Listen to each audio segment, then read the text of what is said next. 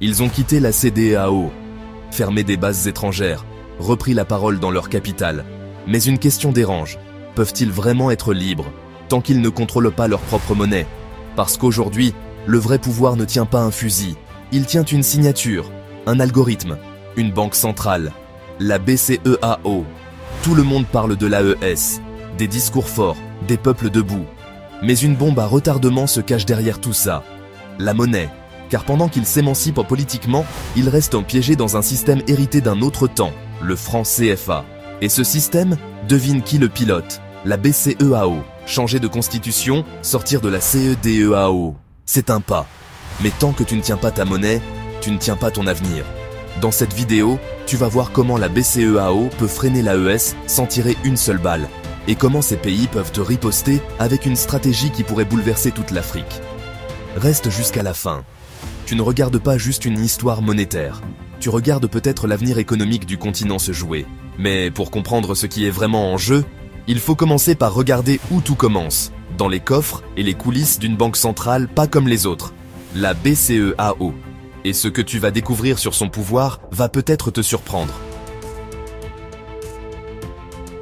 Tu sais, ce qui est fou avec les révolutions, c'est qu'on pense toujours qu'elles se font dans la rue, alors qu'en réalité, certaines se gagnent ou se perdent dans des bureaux climatisés, bien loin du bruit.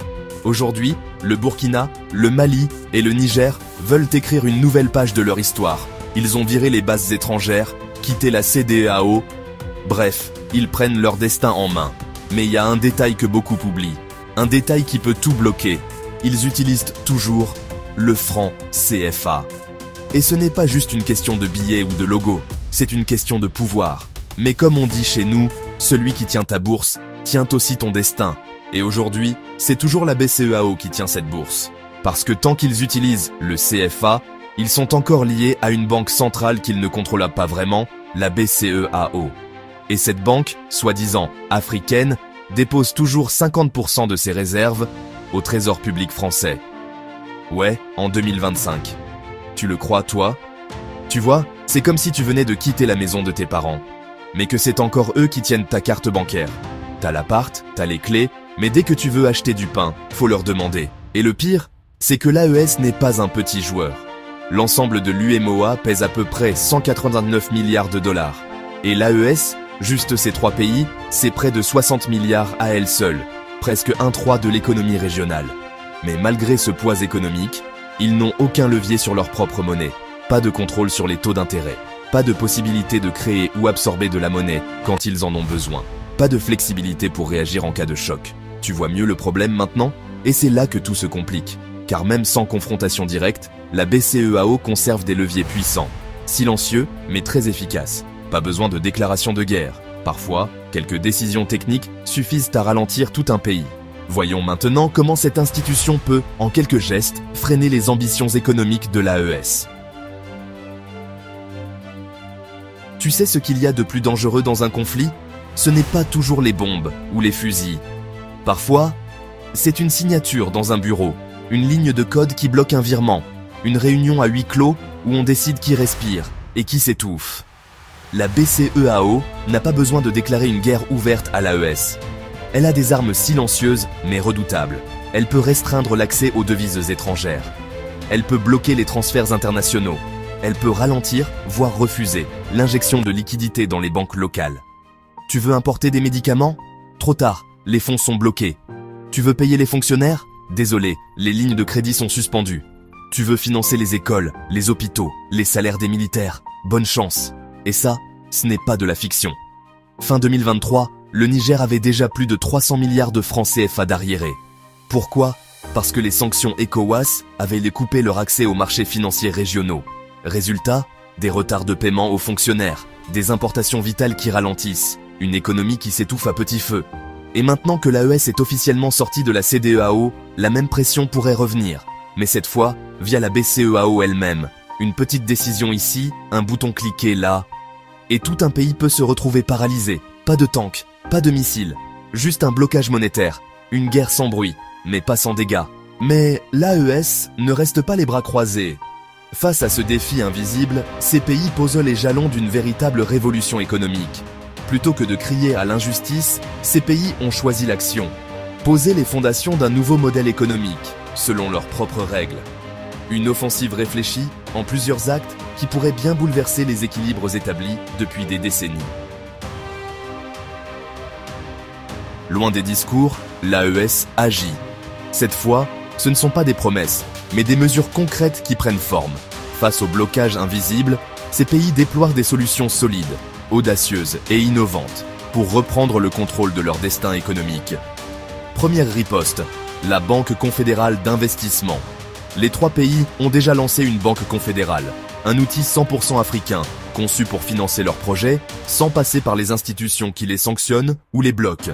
Un fonds de départ de 500 milliards de francs CFA a été annoncé. Et ça, c'est énorme. C'est plus que le budget de l'éducation dans plusieurs pays d'Afrique. Le message est clair. Si on ne veut pas nous prêter, alors on va céder nous-mêmes. Deuxième riposte, une monnaie indépendante, adossée aux ressources. Mais ce n'est pas tout. L'AES prépare une autre offensive, encore plus stratégique. Créer sa propre monnaie.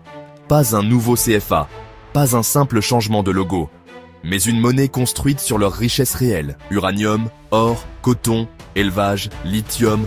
Pourquoi ? Parce qu'ils veulent une vraie souveraineté. Décider eux-mêmes du taux d'intérêt. Injecter de la monnaie quand ils en ont besoin.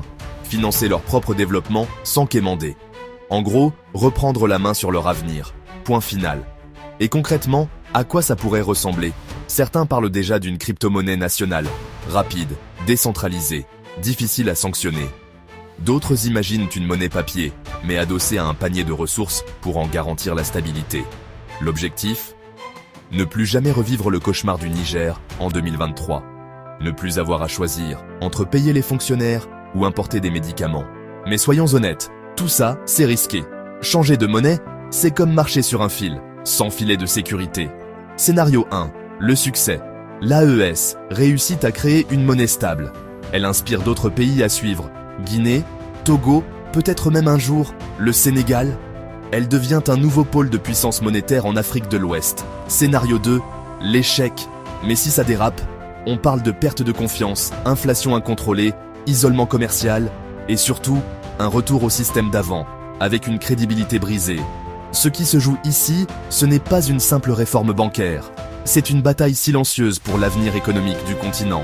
Elle ne fait pas de bruit. Elle n'est pas sur tous les plateaux télé. Mais crois-moi, elle est décisive.